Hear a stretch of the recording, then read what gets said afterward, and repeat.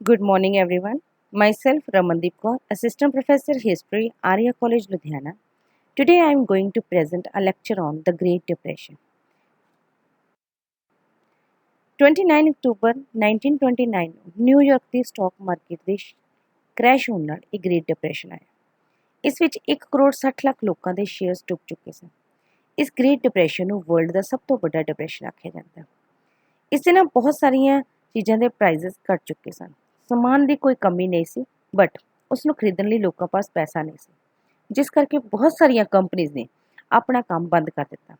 Banks fail ਹੋ ਚੁੱਕੇ ਸਨ, unemployment ਬਹੁਤ ਜ਼ਿਆਦਾ ਵੱਧ ਚੁੱਕੀ ਸੀ, ਕਾਰਖਾਨੇ ਬੰਦ ਹੋਣ ਕਰਕੇ ਲੋਕਾਂ ਪਾਸ ਜੌਬਸ ਨਹੀਂ ਸਨ, ਗਰੀਬੀ ਰੇਖਾ ਵੱਧ ਰਹੀ ਸੀ ਤੇ ਬਹੁਤ ਸਾਰੇ ਲੋਕ ਬੇਕਾਰ ਹੋ ਚੁੱਕੇ ਸਨ।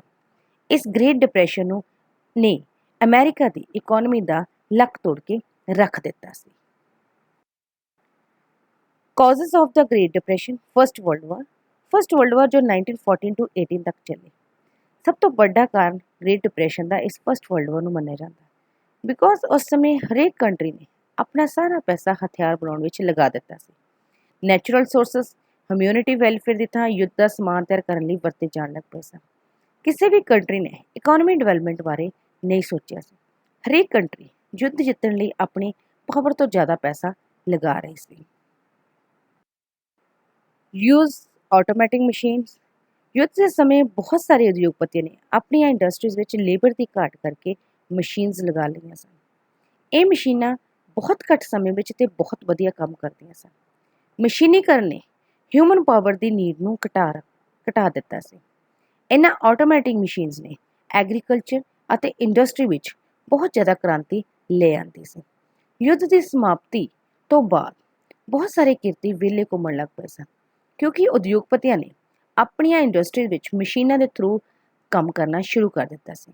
ਅਨਇੰਪਲੋਇਮੈਂਟ ਦੀ ਇਸ ਪ੍ਰੋਬਲਮ ਨੇ ਬਹੁਤ ਭਿਆਨਕ ਰੂਪ ਧਾਰਨ ਕਰ ਲਿਆ ਸੀ, ਜਿਸ ਕਰਕੇ ਵਰਲਡ ਇਸ ਗ੍ਰੇਟ ਡਿਪਰੈਸ਼ਨ ਦੇ ਜਾਲ ਵਿੱਚ ਫਸ ਚੁੱਕਾ ਸੀ। ਹਾਰੀਆਂ ਹੋਈਆਂ ਕੰਟਰੀਜ਼ ਦੇ ਉੱਪਰ ਬਹੁਤ ਜ਼ਿਆਦਾ ਸਟ੍ਰਿਕਟ ਕੰਡੀਸ਼ਨਸ ਲਗਾ ਦਿੱਤੀਆਂ ਗਈਆਂ ਸੀ।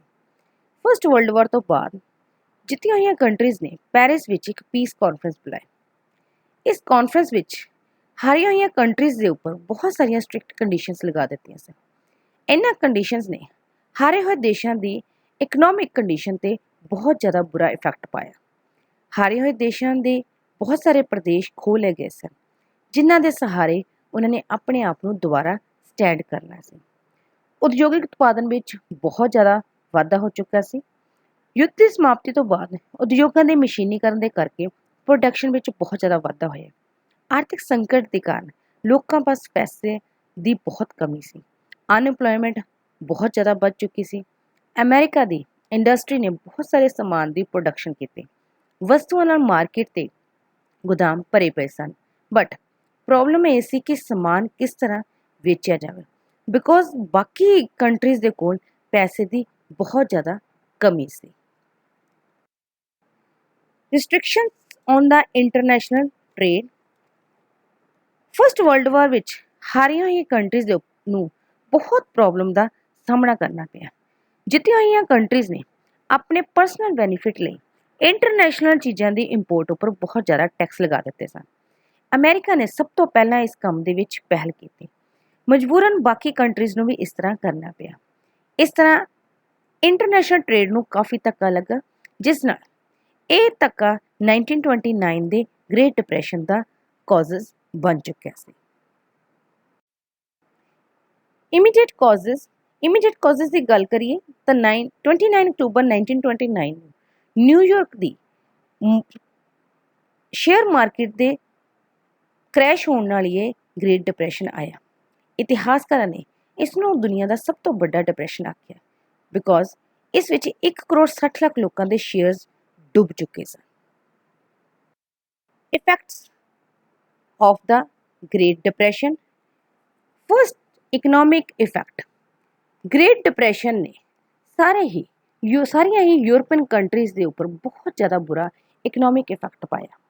ਅਨਇੰਪਲੋਇਮੈਂਟ ਬਹੁਤ ਵੱਧ ਚੁੱਕੀ ਸੀ। ਇੰਡਸਟਰੀ ਦੀ ਕੰਡੀਸ਼ਨਸ ਬਹੁਤ ਹੀ ਖਰਾਬ ਹੋ ਚੁੱਕੀ ਸੀ। ਲੋਕਾਂ ਦਾ ਲਿਵਿੰਗ ਸਟੈਂਡਰਡ ਬਹੁਤ ਹੀ ਨੀਚੇ ਡਿੱਗ ਚੁੱਕਾ ਸੀ। ਲੋਕਾਂ ਕੋਲ ਪੈਸਾ ਨਹੀਂ ਸੀ। ਇਸ ਗ੍ਰੇਟ ਡਿਪਰੈਸ਼ਨ ਨੇ ਲਾਈਫ ਦੇ ਹਰ ਇੱਕ ਆਸਪੈਕਟ ਉੱਪਰ ਬਹੁਤ ਬੁਰਾ ਪ੍ਰਭਾਵ ਜਿਹੜਾ ਸੀ ਉਹ ਪਾ ਦਿੱਤਾ ਸੀ। ਵਰਕਰਸ ਦੀ ਕੰਡੀਸ਼ਨਸ ਦੀ ਗੱਲ ਕਰੀਏ ਤਾਂ ਇਸ ਗ੍ਰੇਟ ਡਿਪਰੈਸ਼ਨ ਨੇ ਵਰਲਡ ਦੇ ਸਾਰੇ ਮਜ਼ਦੂਰਾਂ ਦੀ ਹਾਲਤ ਬਹੁਤ ਭੈੜੀ ਕਰ ਦਿੱਤੀ ਸੀ। ਬਹੁਤ ਹੀ ਕੰਟਰੀਜ਼ ਦੇ ਵਿੱਚ ਤਿਆਰ ਹੋਣ ਵਾਲੀਆਂ ਚੀਜ਼ਾਂ ਦੀ ਕਾਫੀ ਮੰਗ ਘਟ ਚੁੱਕੀ ਸੀ। ਇਸ ਲਈ ਕਾਰਖਾਨੇ ਬੰਦ ਹੋ ਚੁੱਕੇ ਸਨ। ਕਾਰਖਾਨੇ ਵਿੱਚ ਕੰਮ ਕਰਨ ਵਾਲੇ ਲੱਖਾਂ ਮਜ਼ਦੂਰਾਂ ਨੂੰ ਨੌਕਰੀ ਤੋਂ ਹੱਥ ਧੋਣੇ ਪਏ ਸਨ। ਮਜ਼ਦੂਰਾਂ ਦੀ ਇਸ ਕੰਡੀਸ਼ਨ ਨੇ ਇਹੋ ਜਿਹੀ ਹੋ ਚੁੱਕੀ ਸੀ ਕਿ ਉਹਨਾਂ ਨੂੰ 2 ਵਕਤ ਦੀ ਰੋਟੀ ਤੇ ਸਰੀਰ ਢੱਕਣ ਲਈ ਕੱਪੜਾ ਲੈਣਾ ਔਖਾ ਹੋ ਚੁੱਕਾ ਸੀ।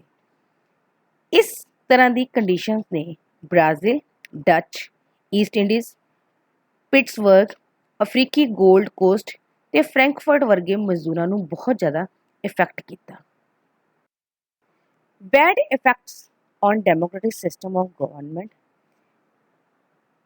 ਇਸ 1929 ਦੇ ਗ੍ਰੇਟ ਡਿਪਰੈਸ਼ਨ ਨੇ ਲੋਕਤੰਤਰੀ ਸਰਕਾਰਾਂ ਉੱਤੇ ਬਹੁਤ ਜ਼ਿਆਦਾ ਬੁਰਾ ਇਫੈਕਟ ਪਾਇਆ, ਕਿਉਂਕਿ ਇਸ ਗ੍ਰੇਟ ਡਿਪਰੈਸ਼ਨ ਕਰਕੇ ਲੋਕਾਂ ਦੇ ਅੰਦਰ ਬਹੁਤ ਜ਼ਿਆਦਾ ਅਨਰੈਸਟ, ਅਨਇੰਪਲੋਇਮੈਂਟ, ਬੇਚੈਨੀ ਵਰਗੀਆਂ ਪ੍ਰੋਬਲਮ ਜਿਹੜੀਆਂ ਸੀ ਉਹ ਜਨਮ ਲੈ ਚੁੱਕੀਆਂ ਸਨ। ਲੋਕਤੰਤਰ ਗੌਰਮੈਂਟ ਨੇ ਇਹਨਾਂ ਸਮੱਸਿਆ ਨੂੰ ਸੋਲਵ ਕਰਨ ਦੀ ਲੋਕਾਂ ਦੇ ਲਈ ਕੁਝ ਵੀ ਨਾ ਕੀਤਾ, ਜਿਸ ਕਰਕੇ ਲੋਕਾਂ ਨੂੰ ਇਹਨਾਂ ਡੈਮੋਕ੍ਰੈਟਿਕ ਗਵਰਨਮੈਂਟ ਉੱਪਰ ਭਰੋਸਾ ਜਿਹੜਾ ਸੀ ਉਹ ਖਤਮ ਹੋ ਚੁੱਕਿਆ ਸੀ। ਇਫੈਕਟਸ ਇਨ ਸੋਸ਼ਲ ਫੀਲਡ। ਸੋਸ਼ਲ ਫੀਲਡ ਦੀ ਅਗਰ ਗੱਲ ਕਰੀਏ ਤਾਂ ਸੋਸ਼ਲ ਫੀਲਡ ਵਿੱਚ ਬਹੁਤ ਜ਼ਿਆਦਾ ਇਫੈਕਟ ਪਿਆ ਇਸ ਗ੍ਰੇਟ ਡਿਪਰੈਸ਼ਨ ਦਾ। ਲੋਕਾਂ ਦਾ ਲਿਵਿੰਗ ਸਟੈਂਡਰਡ ਬਹੁਤ ਨੀਚੇ ਗਿਰ ਚੁੱਕਾ ਸੀ। ਲੋਕ ਸੋਸਾਇਟੀ ਦੇ ਅਗੇਂਸਟ ਗਲਤ ਕੰਮ ਕਰਨ ਲੱਗ ਪਏ ਸਨ। ਵਰਲਡ ਵਿੱਚ ਡਿਵੋਰਸਿਸ ਦੇ ਕੇਸਿਸ ਬਹੁਤ ਜ਼ਿਆਦਾ ਵੱਧ ਚੁੱਕੇ ਸਨ। ਵਰਲਡ ਵਾਰ ਦੇ ਸਮੇਂ ਫੀਮੇਲਸ ਨੇ ਡਿਫਰੈਂਟ ਟਾਈਪਸ ਦੀਆਂ ਜੌਬਸ ਕਰਨੀਆਂ ਸ਼ੁਰੂ ਕਰ ਦਿੱਤੀਆਂ ਸੀ। ਉਹਨਾਂ ਨੂੰ ਬਹੁਤ ਸਾਰਾ ਐਕਸਪੀਰੀਅੰਸ ਹੋ ਚੁੱਕਾ ਸੀ। ਉਹ ਹੁਣ ਇੰਡੀਪੈਂਡੈਂਟ ਹੋ ਚੁੱਕੀਆਂ ਸਨ। ਫੀਮੇਲ ਹੁਣ ਸੁਸਾਇਟੀ ਵਿੱਚ ਆਪਣੀ ਕੰਡੀਸ਼ਨਸ ਦੇ ਰਿਫਾਰਮਸ ਦੀ ਡਿਮਾਂਡ ਕਰਨ ਲੱਗ ਪਈਆਂ ਸਨ, ਜਿਸ ਕਰਕੇ ਫੀਮੇਲਸ ਨੇ ਪੋਲੀਟਿਕਸ ਵਿੱਚ ਆਪਣੀ ਪਾਰਟਿਸਿਪੇਸ਼ਨ ਦੇਣੀ ਸ਼ੁਰੂ ਕਰ ਦਿੱਤੀ ਸੀ।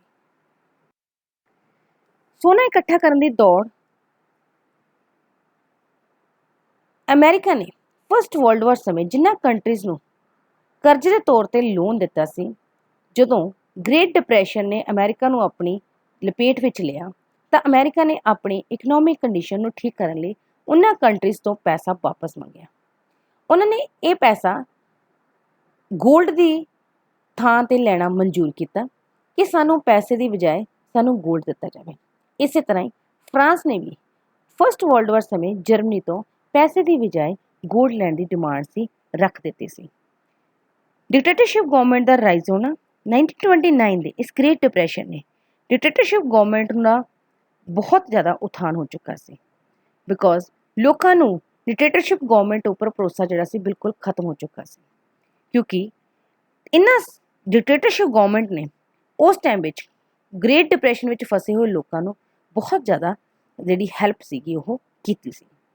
ਜੇਕਰ ਗੱਲ ਕਰੀਏ ਕਿ ਇਸ ਗ੍ਰੇਟ ਡਿਪਰੈਸ਼ਨ ਤੋਂ ਪਹਿਲਾਂ 1928 ਵਿੱਚ ਜਰਮਨ ਵਿੱਚ ਜਦੋਂ ਚੋਣਾਂ ਹੋਈਆਂ ਸੀ ਤਾਂ ਹਿਟਲਰ ਨੂੰ ਕੋਈ ਜ਼ਿਆਦਾ ਸਕਸੈਸ ਜਿਹੜੀ ਸੀ ਉਹ ਨਹੀਂ ਮਿਲੀ ਸੀ, ਬਟ ਇਸ ਗ੍ਰੇਟ ਡਿਪਰੈਸ਼ਨ ਨੇ ਜਰਮਨੀ ਦੇ ਲੋਕਾਂ ਦਾ ਦ੍ਰਿਸ਼ਟੀਕੋਣ ਹੀ ਬਦਲ ਕੇ ਰੱਖ ਦਿੱਤਾ ਸੀ, ਜਿਸ ਕਰਕੇ ਬਾਅਦ ਵਿੱਚੋਂ ਲੋਕਾਂ ਨੂੰ ਡਿਕਟੇਟਰਸ਼ਿਪ ਗਵਰਨਮੈਂਟ 'ਤੇ ਇੰਨਾ ਭਰੋਸਾ ਹੋ ਚੁੱਕਿਆ ਸੀ ਕਿ ਲੋਕਾਂ ਨੇ ਇਸ ਤਰ੍ਹਾਂ ਹਿਟਲਰ ਦੀ ਨਾਜ਼ੀ ਪਾਰਟੀ ਨੂੰ ਜੁਆਇਨ ਕਰਨਾ ਸ਼ੁਰੂ ਕਰ ਦਿੱਤਾ ਸੀ। Rise of ਮਿਲਟਰੀਜ਼ਮ। 1929 ਦੇ ਇਸ ਗ੍ਰੇਟ ਡਿਪਰੈਸ਼ਨ ਦੇ ਕਰਕੇ ਜਾਪਾਨ ਵਿੱਚ ਸੈਨਿਕਵਾਦ ਦਾ ਉਥਾਨ ਹੋਇਆ। ਇਸ ਦਾ ਕਾਰਨ ਇਹ ਸੀ ਕਿ ਇਸ ਗ੍ਰੇਟ ਡਿਪਰੈਸ਼ਨ ਦੇ ਕਾਰਨ ਜਾਪਾਨ ਵਿੱਚ ਲੋਕਾਂ ਦੇ ਵਪਾਰ, ਕੰਮਕਾਜ ਸਭ ਖਤਮ ਹੋ ਚੁੱਕੇ ਸਨ। ਲੋਕਾਂ ਦੇ ਅੰਦਰ ਬਹੁਤ ਜ਼ਿਆਦਾ ਅਨਰੈਸਟ, ਐਨਜ਼ਾਈਟੀ ਫੈਲ ਚੁੱਕੀ ਸੀ। ਉਹਨਾਂ ਨੇ ਟ੍ਰੇਡ ਦੀ ਥਾਂ 'ਤੇ ਲੁੱਟ ਦਾ ਰਸਤਾ ਅਪਣਾ ਲਿਆ ਸੀ।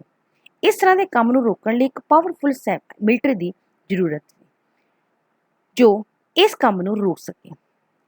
ਇਸੇ ਤਰ੍ਹਾਂ ਹੀ ਦੂਸਰੀ ਸਾਈਡ ਸੈਨਿਕਵਾਦ ਦੇ ਉਹਦੇ ਵਿੱਚ ਜਾਪਾਨ ਦੀ ਵੱਧ ਰਹੀ ਆਬਾਦੀ ਨੇ ਵੀ ਕੰਟਰੀਬਿਊਸ਼ਨ ਦਿੱਤਾ, ਕਿਉਂਕਿ ਵੱਧ ਰਹੀ ਜਨਸੰਖਿਆ ਲਈ ਨਵੇਂ ਖੇਤਰਾਂ ਦੀ ਜ਼ਰੂਰਤ ਸੀ। ਇਸ ਲਈ ਜਾਪਾਨ ਨੇ 1931 ਦੇ ਵਿੱਚ ਮਨਚੂਰੀਆ ਉੱਤੇ ਹਮਲਾ ਕਰ ਦਿੱਤਾ। ਰੂਜ਼ਵੈਲਟ ਦੀ ਨਿਊ ਡੀਲ। ਰੂਜ਼ਵੈਲਟ ਜਦੋਂ 1933 ਵਿੱਚ ਅਮਰੀਕਾ ਦਾ ਪ੍ਰੈਜ਼ੀਡੈਂਟ ਬਣਿਆ ਤਾਂ ਉਸਦੇ ਅੱਗੇ ਸਭ ਤੋਂ ਵੱਡੀ ਪ੍ਰੋਬਲਮ ਸੀ ਕਿ ਅਮਰੀਕਾ ਨੂੰ ਗ੍ਰੇਟ ਡਿਪਰੈਸ਼ਨ ਵਿੱਚੋਂ ਕਿਸ ਤਰ੍ਹਾਂ ਬਾਹਰ ਕੱਢਿਆ ਜਾਵੇ। ਰੂਜ਼ਵੈਲਟ ਨੇ ਅਮਰੀਕਾ ਦੇ ਪ੍ਰੈਜ਼ੀਡੈਂਟ ਬਣਨ ਤੋਂ ਬਾਅਦ ਇੱਕ ਨਵਾਂ ਪ੍ਰੋਗਰਾਮ ਸ਼ੁਰੂ ਕੀਤਾ ਸੀ, ਜਿਸ ਨੂੰ ਇਤਿਹਾਸ ਵਿੱਚ ਨਿਊ ਡੀਲ ਦੇ ਨਾਂ ਨਾਲ ਜਾਣਿਆ ਜਾਂਦਾ ਹੈ। ਰੂਜ਼ਵੈਲਟ ਇਸ ਨਿਊ ਡੀਲ ਦੇ ਥਰੂ ਅਮਰੀਕਾ ਨੂੰ ਇਸ ਗ੍ਰੇਟ ਡਿਪਰੈਸ਼ਨ ਵਿੱਚੋਂ ਬਾਹਰ ਕੱਢਣਾ ਚਾਹੁੰਦਾ ਸੀ। ਉਹ ਅਮਰੀਕਾ ਦੀ ਇਕਨੋਮਿਕ ਕੰਡੀਸ਼ਨ ਨੂੰ ਠੀਕ ਕਰਨਾ ਚਾਹੁੰਦਾ ਸੀ। 3 hours of New Deal, relief, ਲੱਖਾਂ ਭੁੱਖੇ ਤੇ ਵਿਹਲੇ ਅਮਰੀਕਨ ਲੋਕਾਂ ਦੀ ਸਹਾਇਤਾ ਕਰਨਾ, ਰਿਕਵਰੀ, ਦੇਸ਼ ਨੂੰ ਗ੍ਰੇਟ ਡਿਪਰੈਸ਼ਨ ਤੋਂ ਬਾਹਰ ਕੱਢਣਾ, ਰਿਫਾਰਮਸ, ਅਮਰੀਕਨ ਸੋਸਾਇਟੀ ਵਿੱਚ ਚੱਲ ਰਹੇ ਸਾਰੇ ਐਲੀਗੇਸ਼ਨਸ ਨੂੰ ਖਤਮ ਕਰਨਾ। Principles of New Deal, relief work ਦੀ ਅਗਰ ਗੱਲ ਕਰੀਏ ਸਭ ਤੋਂ ਪਹਿਲਾਂ first point is Federal Emergencies Relief Administration. ਜਿਸ ਸਮੇਂ ਰੂਜ਼ਵੈਲਟ ਗੌਰਮੈਂਟ ਸੱਤਾ ਵਿੱਚ ਆਈ ਤਾਂ ਲੱਖਾਂ ਲੋਕਾਂ ਦੀ ਅਨਇੰਪਲੋਇਮੈਂਟ ਦੀ ਪ੍ਰੋਬਲਮ ਚੱਲ ਰਹੀ ਸੀ। ਰੂਜ਼ਵੈਲਟ ਨੂੰ ਇਸ ਦਾ ਕੋਈ ਨਾ ਕੋਈ ਰਸਤਾ ਨਿਕਾਲਣਾ ਪੈਣਾ ਸੀ। 1933 ਵਿੱਚ ਇਸ ਪ੍ਰੋਬਲਮ ਨੂੰ ਹੱਲ ਲਈ ਰੂਜ਼ਵੈਲਟ ਗੌਰਮੈਂਟ ਨੇ ਫੈਡਰਲ ਐਮਰਜੈਂਸੀ ਰਿਲੀਫ ਐਡਮਿਨਿਸਟ੍ਰੇਸ਼ਨ ਨਾਂ ਦਾ ਇੱਕ ਡਿਪਾਰਟਮੈਂਟ ਖੋਲ੍ਹਿਆ। ਇਸ ਡਿਪਾਰਟਮੈਂਟ ਨੇ ਬਹੁਤ ਸਾਰੇ ਲੋਕਾਂ ਦੀ ਹੈਲਪ ਜਿਹੜੀ ਸੀ ਉਹ ਕੀਤੀ ਸੀ। ਇਸ ਡਿਪਾਰਟਮੈਂਟ ਦੇ ਥਰੂ ਲੋਕਾਂ ਨੂੰ ਬੇਰੁਜ਼ਗਾਰੀ ਭੱਤਾ ਮਿਲਿਆ ਤੇ ਲੋਕਾਂ ਨੂੰ ਖਾਣ ਲਈ ਭੋਜਨ ਤੇ ਕੱਪੜੇ ਦੀ ਵੀ ਜਿਹੜੀ ਜ਼ਰੂਰਤ ਸੀ ਉਹ ਉਹਨਾਂ ਦੀ ਪੂਰੀ ਹੋ ਚੁੱਕੀ ਸੀ। ਸੈਕਿੰਡ, ਸਿਵਲ ਵਰਕਸ ਐਡਮਿਨਿਸਟ੍ਰੇਸ਼ਨ ਇਨ ਅਕਤੂਬਰ 1933। ਸਿਵਲ ਵਰਕਸ ਐਡਮਿਨਿਸਟ੍ਰੇਸ਼ਨ ਖੋਲ੍ਹਣ ਦਾ ਮਕਸਦ ਰੂਜ਼ਵੈਲਟ ਦਾ ਇੱਕੋ ਹੀ ਸੀ। ਰੂਜ਼ਵੈਲਟ ਗਵਰਨਮੈਂਟ ਨੂੰ ਲੱਗਿਆ ਕਿ ਜੇਕਰ ਅਸੀਂ ਇਸ ਤਰ੍ਹਾਂ ਲੋਕਾਂ ਨੂੰ ਬੇਰੁਜ਼ਗਾਰੀ ਭੱਤਾ, ਉਹਨਾਂ ਨੂੰ ਖਾਣਾ ਤੇ ਭੋਜਨ ਕੱਪੜਾ ਦੇਵਾਂਗੇ ਤਾਂ ਹੋ ਸਕਦਾ ਕਿ ਲੋਕਾਂ ਦੀ ਸੈਲਫ ਅਸਟੀਮ ਨੂੰ ਸੱਟ ਵੱਜੇ। ਜਿਸ ਕਰਕੇ ਰੂਜ਼ਵੈਲਟ ਗਵਰਨਮੈਂਟ ਨੇ ਵਰਕ ਪ੍ਰੋਗਰੈਸ ਐਡਮਿਨਿਸਟ੍ਰੇਸ਼ਨ ਇਨ 1935 ਦੇ ਵਿੱਚ ਇੱਕ ਡਿਪਾਰਟਮੈਂਟ ਹੋਰ ਖੋਲ੍ਹ ਦਿੱਤਾ। ਇਸ ਡਿਪਾਰਟਮੈਂਟ ਨੇ 1935 ਤੋਂ ਲੈ ਕੇ 1941 ਤੱਕ $11 ਬਿਲੀਅਨ ਖਰਚ ਕੀਤੇ ਸਨ। ਇਸ ਵਿੱਚ 2 ਮਿਲੀਅਨ ਲੋਕਾਂ ਨੂੰ ਰੁਜ਼ਗਾਰ ਜਿਹੜਾ ਸੀ ਉਹ ਮਿਲਿਆ ਸੀ। ਇਸ ਡਿਪਾਰਟਮੈਂਟ ਨੇ school, hospitals, airport, roads, flyover, public buildings ਬਣਾਉਣ ਦਾ ਕੰਮ ਜਿਹੜਾ ਸੀ ਉਹ ਸ਼ੁਰੂ ਕਰ ਦਿੱਤਾ ਸੀ ਤੇ ਲੋਕਾਂ ਨੂੰ ਰੁਜ਼ਗਾਰ ਜਿਹੜਾ ਸੀ ਉਹ ਦਿੱਤਾ ਸੀ। Works of recovery, Roosevelt government ਨੇ ਰਿਕਨਸਟਰਕਸ਼ਨ ਫਾਈਨਾਂਸ ਕਮਿਸ਼ਨ ਦੀ ਐਸਟੈਬਲਿਸ਼ਮੈਂਟ ਕੀਤੀ। ਇਸ ਕਮਿਸ਼ਨ ਦੀ ਅਪਾਇੰਟਮੈਂਟ ਰਾਸ਼ਟਰਪਤੀ ਹੂਵਰ ਨੇ ਕੀਤੀ ਸੀ, ਬਟ ਇਸ ਦਾ ਬੈਨੀਫਿਟ ਦੇਖਦੇ ਹੋਏ ਰੂਜ਼ਵੈਲਟ ਨੇ ਇਸ ਨੂੰ ਕੰਟੀਨਿਊ ਕੀਤਾ। ਰੂਜ਼ਵੈਲਟ ਨੇ ਇਸ ਕਮਿਸ਼ਨ ਨੂੰ ਰੇਲਵੇ ਲਾਈਨ ਵਿਛਾਉਣ ਵਾਲੀਆਂ ਕੰਪਨੀਜ਼ ਅਤੇ ਸੜਕਾਂ ਬਣਾਉਣ ਵਾਲੀਆਂ ਕੰਪਨੀਜ਼ ਤੋਂ ਇਲਾਵਾ ਹੋਰ ਬਹੁਤ ਸਾਰੇ ਜਿਹੜੇ ਰਾਈਟਸ ਸੀਗੇ ਉਹ ਦੇ ਦਿੱਤੇ ਸੀ। Agriculture Adjustment Administration, Roosevelt government ਜਦੋਂ ਅਮਰੀਕਾ ਦੇ ਵਿੱਚ ਆਈ ਤਾਂ ਉਸਨੇ ਦੇਖਿਆ ਕਿ ਕਿਸਾਨਾਂ ਦੀ ਕੰਡੀਸ਼ਨਸ ਬਹੁਤ ਖਰਾਬ ਹੋ ਚੁੱਕੀ ਸੀ। ਰੂਜ਼ਵੈਲਟ ਨੇ ਸੋਚਿਆ ਕਿ ਜੇਕਰ ਕਿਸਾਨਾਂ ਦੀ ਕੰਡੀਸ਼ਨ ਨੂੰ ਨਾ ਸੁਧਾਰਿਆ ਗਿਆ ਤਾਂ ਹੋ ਸਕਦਾ ਇਹ ਰਿਵੋਲਟ ਕਰਨ ਦੇ ਉੱਤੇ ਆ ਜਾਣ। Third, farm credit administration, Roosevelt government ਨੇ ਇਹਨਾਂ ਕਿਸਾਨਾਂ ਦੀ ਪ੍ਰੋਬਲਮ ਨੂੰ ਸੋਲਵ ਕਰਨ ਲਈ ਉਹਨਾਂ ਲਈ ਵੈਲਫੇਅਰ ਦੇ ਕੰਮ ਲਈ ਇੱਕ ਕ੍ਰੈਡਿਟ ਐਡਮਿਨਿਸਟ੍ਰੇਸ਼ਨ ਨਾਂ ਦਾ ਡਿਪਾਰਟਮੈਂਟ ਖੋਲ੍ਹਿਆ। ਇਸ ਡਿਪਾਰਟਮੈਂਟ ਨੇ ਕਿਸਾਨਾਂ ਨੂੰ 4% ਵਿਆਜ ਉੱਤੇ ਕਰਜ਼ਾ ਦੇਣ ਦੀ ਵਿਵਸਥਾ ਜਿਹੜੀ ਸੀ ਉਹ ਕੀਤੀ ਸੀ। ਦ ਵਰਕਸ ਫॉर ਰਿਫੋਰਮੇਸ਼ਨ, ਰਿਫਾਰਮਸ ਦੀ ਅਗਰ ਗੱਲ ਕਰੀਏ, first point social security act 1935। ਇਹ ਠੀਕ ਹੈ ਗੱਲ ਕਿ ਅਮਰੀਕਾ ਦੁਨੀਆ ਦਾ ਸਭ ਤੋਂ ਅਮੀਰ ਕੰਟਰੀ ਮੰਨਿਆ ਜਾਂਦਾ ਹੈ, ਬਟ 1933 ਤੋਂ ਪਹਿਲਾਂ ਅਮਰੀਕਾ ਦੇ ਵਿੱਚ ਕਿਸੇ ਵੀ ਕਿਸਮ ਦੀ ਕੋਈ ਇੰਸ਼ੋਰੈਂਸ ਜਾਂ ਓਲਡ ਏਜ ਪੈਨਸ਼ਨ ਦੀ ਕੋਈ ਵੀ ਸਕੀਮ ਜਿਹੜੀ ਸੀ ਉਹ ਨਹੀਂ ਚੱਲ ਰਹੀ ਸੀ। ਰੂਜ਼ਵੈਲਟ ਗਵਰਨਮੈਂਟ ਨੇ 1935 ਦੇ ਵਿੱਚ ਇੱਕ ਐਕਟ ਪਾਸ ਕੀਤਾ ਜਿਸ ਵਿੱਚ ਬੁਢੇਪਾ ਪੈਨਸ਼ਨ ਤੇ ਬੇਰੁਜ਼ਗਾਰੀ ਬੀਮਾ ਦੀ ਇਹ ਯੋਜਨਾ ਜਿਹੜੀ ਸੀ ਉਹ ਲਾਗੂ ਕਰ ਦਿੱਤੀ ਗਈ ਸੀ। Second, dirty settlement, Roosevelt government ਨੇ ਜਿੰਨੀਆਂ ਵੀ ਗੰਦੀਆਂ ਬਸਤੀਆਂ ਸਨ ਉਹਨਾਂ ਦੀ ਸਫਾਈ ਕਰਵਾਈ ਤੇ ਉਹਨਾਂ ਨੂੰ ਬਹੁਤ ਹੀ ਵਧੀਆ ਤੇ ਸੁੰਦਰ ਘਰਾਂ ਦੇ ਵਿੱਚ ਚੇਂਜ ਕਰ ਦਿੱਤਾ ਸੀ ਤੇ ਲੋਕਾਂ ਨੂੰ ਬਹੁਤ ਘੱਟ ਵਿਆਜ ਉੱਤੇ ਪੈਸਾ ਦਿੱਤਾ ਜਿਸ ਨਾਲ ਉਹ ਆਪਣੇ ਮਕਾਨ ਦੀ ਜਿਹੜੀ ਹੈਗੀ ਆ ਕੰਸਟਰਕਸ਼ਨ ਦਾ ਕੰਮ ਕਰਵਾ ਸਕਣ।